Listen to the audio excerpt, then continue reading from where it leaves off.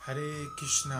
कहते हैं आज का जो टॉपिक है कि गुरु की सेवा साधु जाने। गुरु की सेवा और कोई जान नहीं सकता। वैसे ही आज 6 मई को गुरु अमरदास जयंती है। हमारे गुरुजी एक कथा बताते हैं उनके विषय में कि एक बार रात में जोरदार बारिश हो रही थी। भीगते हुए भाई अमरदास जी अपने नियम के अनुसार व्यास नदी पर पहुंचे और गागर में जल भरकर वापस लौटे।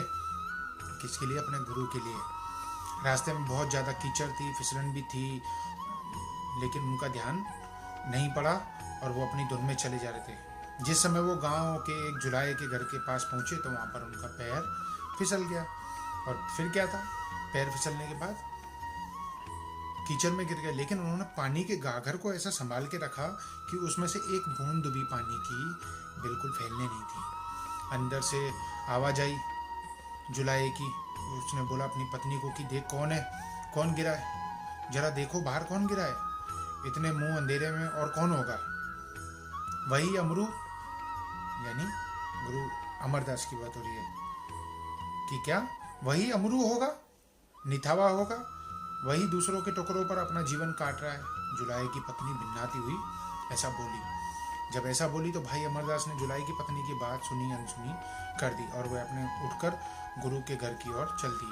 गुरु अंगद देव ने उनके लाए हुए जल से स्नान किया और वस्त्र दान करते हुए भाई अमरदास से पूछने लगे कि भाई अमरदास, जब तुम जल भरकर व्यास नदी से लौट रहे थे तो रास्ते में तुम्हारे साथ कोई घटना हुई, कोई हादसा हुआ?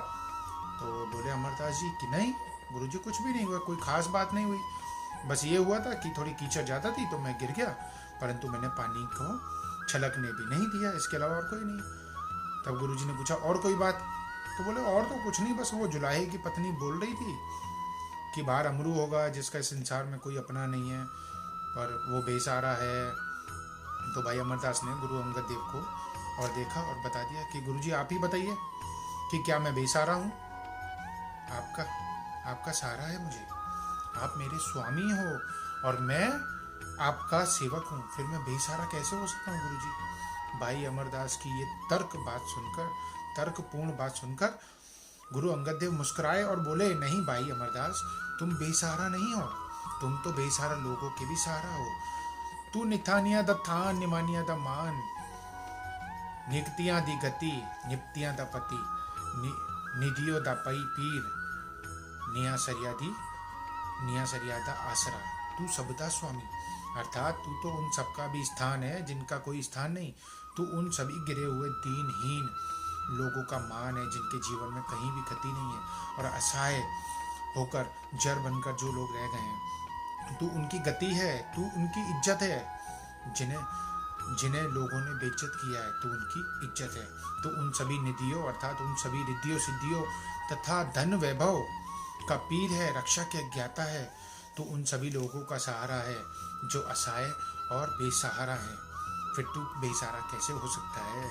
गुरु अंगद देव के वचन सुनकर भाई अमरदास जी का हृदय गदगद हो गया। वह गुरु अंगद देव जी का हृदय अपने इस सच शिष्य के लिए उमड़ पड़ा। तभी तो कहा है गुरु कृपा ही केवलम शिष्य से परम मंगलम। कितना सुंदर कहा गया है, गुरु की सेवा साधु जाने, गुरु की सेवा क्या मूड पहचाने। हमारा गुरु हमारे लिए क्या करता है? जीवन में हमारे एक गुरु होना बहुत जरूरी है। कोई ब्रह्म ज्ञानी गुरु हो, आत्मज्ञानी हो, आत्मा में रहने वाला। अगर हमारे जीवन में कोई गुरु है और हमारा स्वभाव साधु जैसा बन जाए, हम उसके लिए गुरु की सेवा साधु जाने, एक साधु ही जान सकता है। तो हमें भी अपने जीवन में अपने गुरु की सेवा साधु बनकर करनी चाहिए। साधु मतलब सरल, एकदम सरल। हरे कृष्ण।